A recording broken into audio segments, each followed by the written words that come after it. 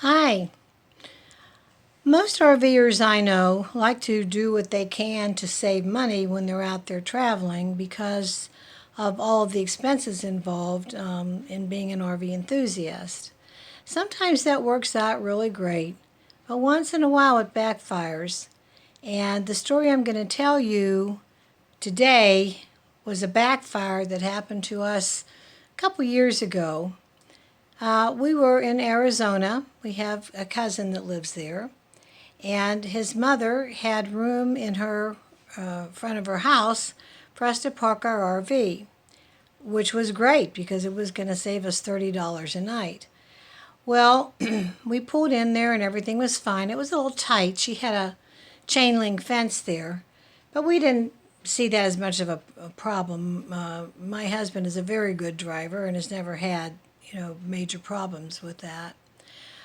Well, when it came time to leave, her son, our cousin, decided that he was going to help us pull out of the fenced area. Unfortunately, he didn't know how to direct an RV driver, and before we knew it, the tail end of our 38-footer caught on a bolt that was sticking out of that fence. Now, we were only going about a mile an hour. We were pulling out of a fenced driveway. And it completely tore the end cap off of the RV. We were shocked. We'd never had an accident like that, and thought it was really weird that going so slow, so much damage could be done. Didn't know what to do because we were on our way out. So what we did was we taped it with that electric tape. I forget what they call this, that silver tape, and to protect it from water damage in case it rained, and went off to find a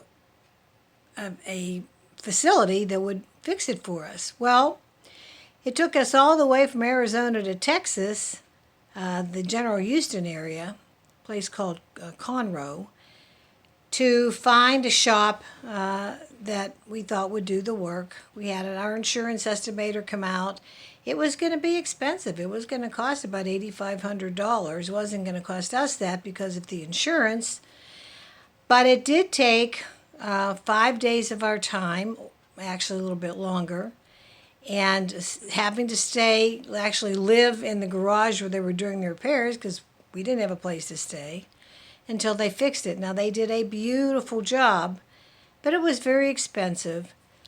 We learned a big lesson from that. And the lesson is, don't just let anybody be your guide when you're trying to park your RV. Try to work it out with the people you travel with. I was helping, but I was on the driver's side. He was on the passenger side in the back. And he just didn't get the distances. And it cost us a lot of problems. So our insurance costs went up. We were never comfortable with the RV again, even though they fixed it.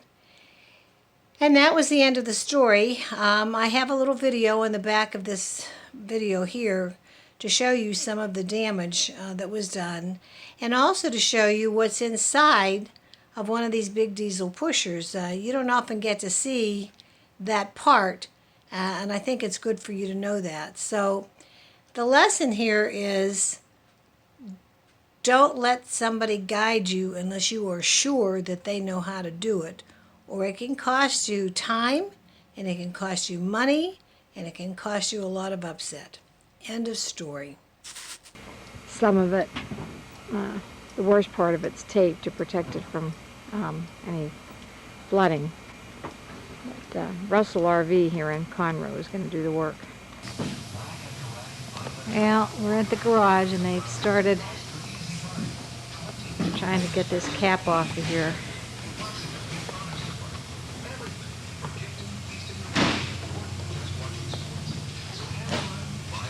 Big job.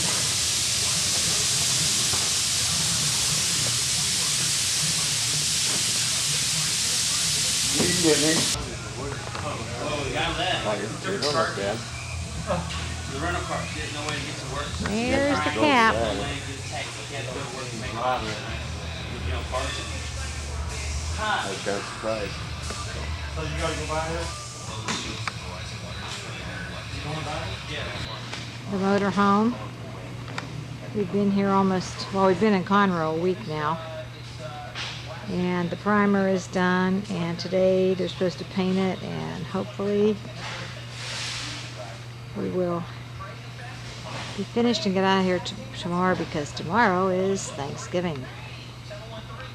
So they've been delayed because the storms have been terrible, so they're not here yet.